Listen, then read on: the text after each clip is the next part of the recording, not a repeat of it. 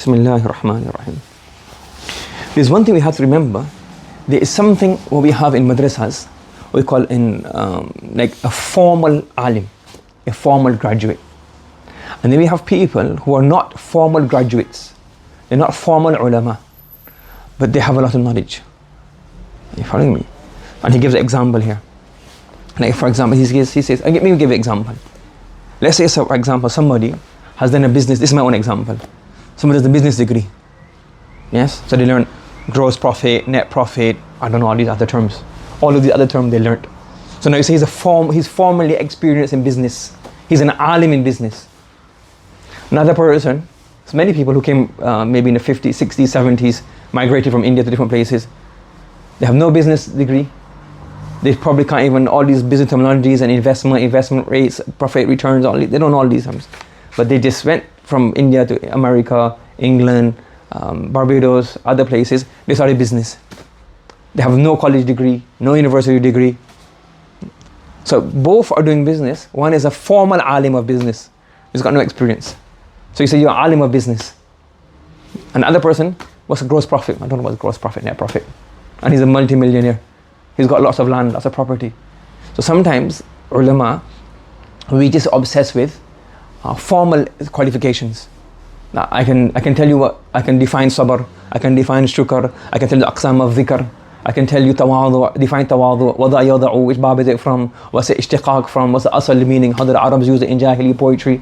Taqwa from wiqaya means this, waqaya is a shield. Again, all definitions. Time for taqwa comes, doesn't know what to do, fails. Time for sabr comes, he knows sabr yasbiru sabran from sabaratil faras and all that kind of stuff. He knows all of this was asal ishtiqaq and everything. But how to do sabr? Another person. Or another example you have people have a whole long list. How to make a cake, how to make biryani. They have a whole list. How much, then you have to measure the amount of spoon of salt to put, how much you count each dana of, what's that called? The footballs, you eat that taste. What's it called? American football, what's it called? Ilachi. The ilachi. Not the ilachi, we have that, the ilachi. How much ilachi you have to put you count 1, 2, 3, 4, 5. And then we have people who are, the old aunties and the old nannies and daddies in the villages. How much salt you put? Not much. How much, you might make a dig of food. How much ilachi do you put?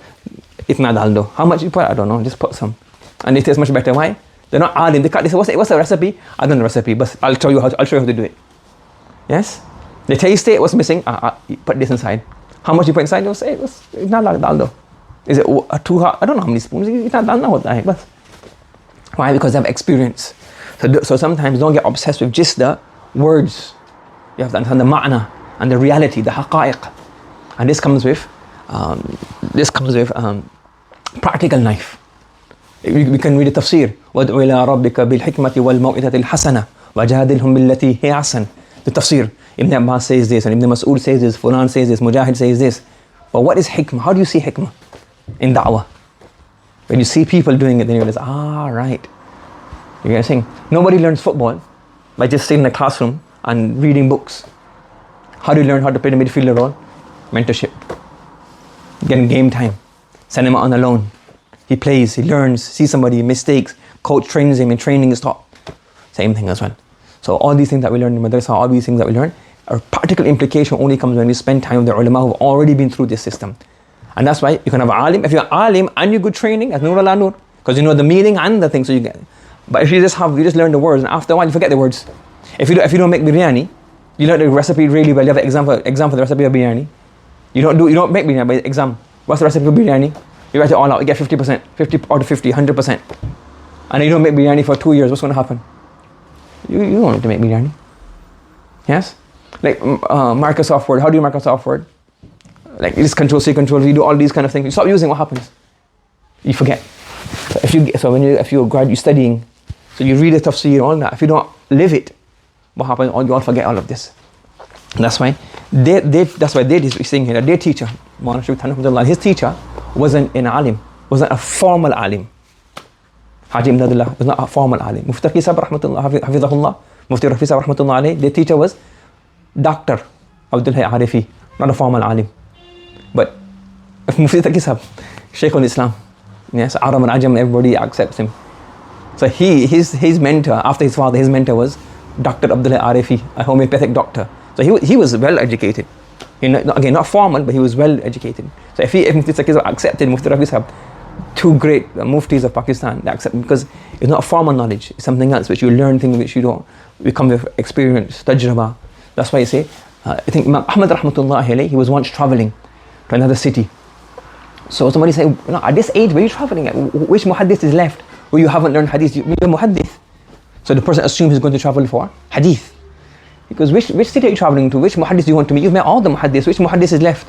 Because I'm not traveling to meet, I can't remember the name. I'm not traveling for hadith. I'm traveling to meet so-and-so Abid and Zahid to learn akhlaq from him. Ahmad rahmatullahi alayhi. So when you sit in somebody's company, you sit with them, you learn lots of information. So it may not be I don't think that person, I don't know the person's name, so that would probably mean that he's not as learned in hadith as Imam Ahmad. But Imam Ahmad went to him to do what? To see. If, for example, if you're reading books, make dua and have khushu in dua. You can read as much as you want until you hear the du'as in the haram. You see the du'as making, this is how they have, then you say, this is how you have a connection with Allah when you're making dua. You hear a shaykh making dua, you hear a pious person making dua, then you say, it's how to make dua. When you read in Nur Idahat, the adab, and then you see somebody performing salah with khushu, you say, right, this is how you perform salah with khushu. You can read the text. When you see it, it's different. That's why you say that Abdullah ibn Zubayr radiyallahu ta'ala anhu, that his salah was very, when he was being attacked, he was in Makkah Mukarramah, and Hajjaj army came to attack him. It's a long story. The catapults were just flying, and he wouldn't even move in salah. And he said that he learned salah from Nana. Who's his Nana? Abdullah ibn Zubayr. His mom is Asma bint Abi Bakr radiyallahu ta'ala anha wa anhu. So he learned salah from not all the formal rules, وَهَكَذَا يَفْعَلُ وَهَكَذَا يَفْعَلُ, but he saw it, and he learned it. So lots of things are not learned simply by just reading in a book. It is learned by experience, by company. That's why even, for example, surgeon. How do you become a surgeon? As many books as you want, you have to do what? You have to see how it works. You have to work practical. So may Allah subhanahu wa ta'ala give us the ability to give us formal ilm, and along with that, informal ilm, the reality, the haqa'iq, the ma'ani and the haqa'iq. وآخر دعوانا الحمد لله رب العالمين سبحان الله وبحمده سبحانك اللهم وبحمدك ونشهد أن لا إله إلا أنت ونستغفرك ونتوب إليك.